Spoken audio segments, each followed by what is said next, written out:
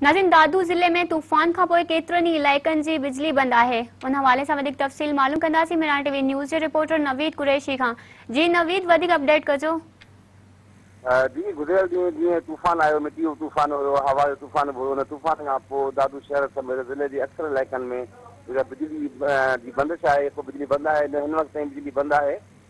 बिजली बंदि हुजण जे करे दादू शहर में जेको पीअण जे पाणी जी सख़्तु खोट थी वई आहे ऐं ॿियो मशीनरी ते हलंदड़ जेको बि सामान आहे या कारोबार आहे उहो सख़्तु मुतासिर थी रहियो आहे।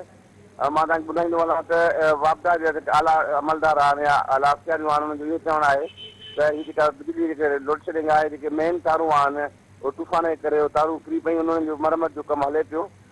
उनजे करे जेका असां बिजली बंदि आहे। मां तव्हांखे ॿुधायां त दादू शहर जा जेके मुख़्तलिफ़ इलाइक़ा आहिनि, मेहर आहे, सरफनाथन शाह जोई या काफ़ी इलाइक़नि में जेका बिजली बंदि आहे, उन बिजली खे बहाल करण लाइ वापदा जेका आला अमलदार आहिनि जेके उहे कोशिशूं उन्हनि जूं जारी आहिनि। जी नवीद, अवां जी मेहरबानी।